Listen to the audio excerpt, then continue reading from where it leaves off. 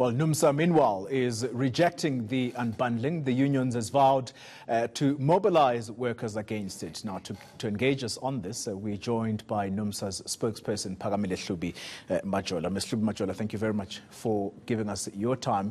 Talk to us about why you feel that these are the first steps towards privatisation. Thank you, Koli, for having me on your show. As Numsa, we believe very fervently that this is definitely the way the state is going to privatize Eskom.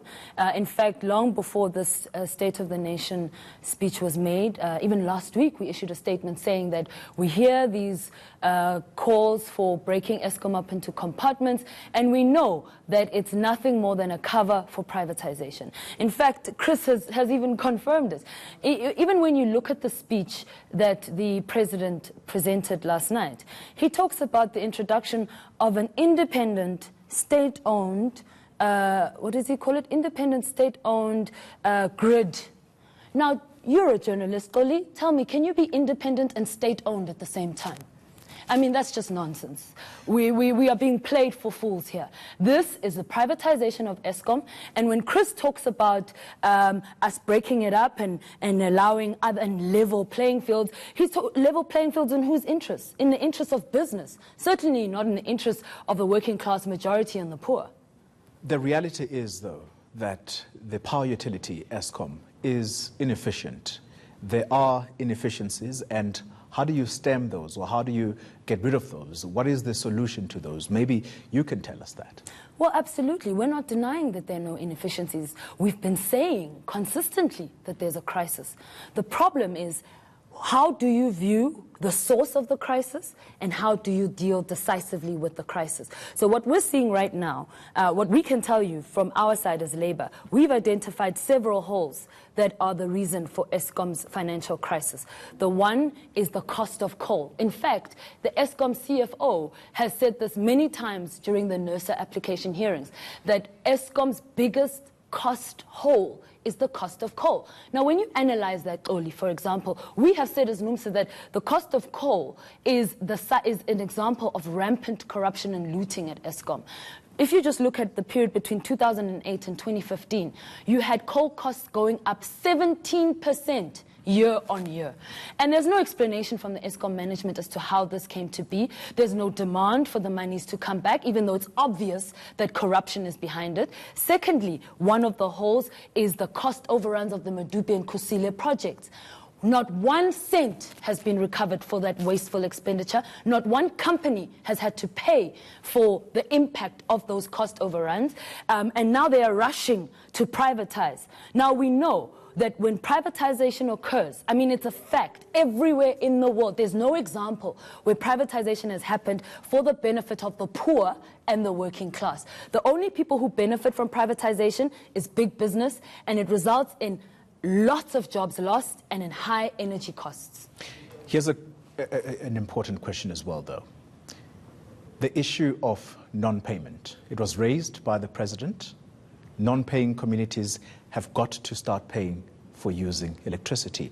Are you going to encourage Soweto residents, those are the people that we know so far, who owe in excess of 10 billion rand? Are you going to be encouraging those people, in particular, given that you have a political entity now as well going into this? Well, you know, it's really interesting that you mention that, because when I was at those hearings at Numsa, and you hear directly from the community, I think it's actually a misnomer to accuse the community of not wanting to pay or of not paying. I'll explain to you now why.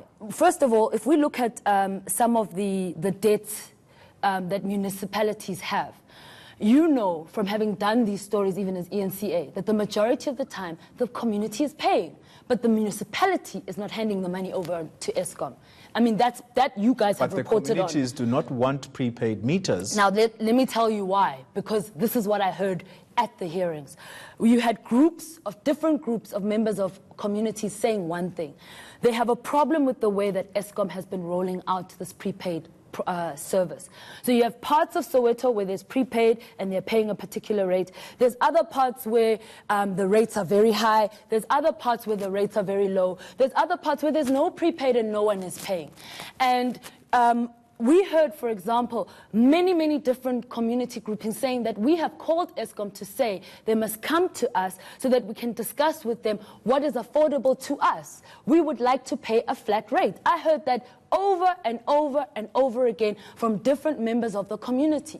In fact, the Numsa board even called the management to task to say, why haven't you responded to the demands that have been made by the community to say that, can you deal with this issue? Can we standardize the rate? Can we understand what we're paying? Because one of the problems that we have while that is being dealt with, it's very high. So while that issue of prepaid meters is being dealt with, the question is, are you going to encourage that community to start paying? We will encourage whatever the community's demands are. Our view as Numsa and our view as the SRWP is that electricity should be free, because we're Marxists and we're Leninists. This is what we believe. But if the community is saying that they want to pay a flat rate, we're not going to stand in their way.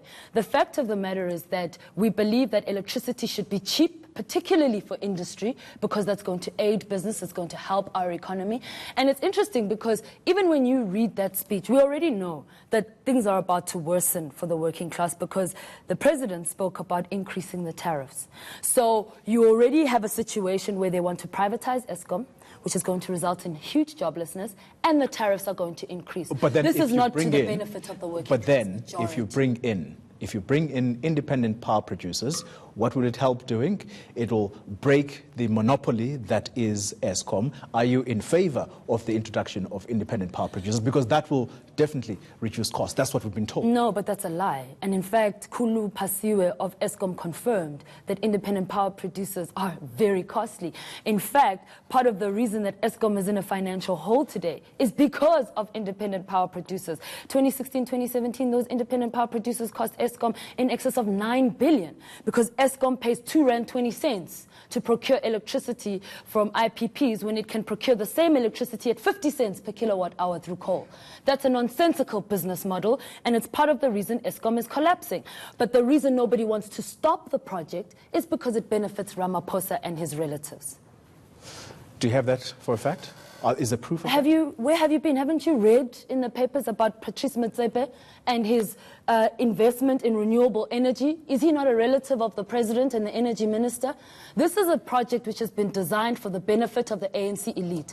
The sad thing is that many members of mainstream media have chosen to side with the president on the issue of IPPs, so they don't even mention the very obvious conflict of interest that exists here, and the fact that this process, which has even been confirmed by the CSIR to result in 100,000 job losses in Mpumalanga, is going ahead, and not one contestation from members of the media. Well, I can tell you this on the record, that the Minister of Energy, Jeff Radebe, has been questioned a number of times on this channel about whether there are any links to political faces to these independent power producers, and there has been a flat denial. So we have put the questions in there. But for the time being... How can there be a denial when it's a fact that Patrice Motsepe has invested in IPPs?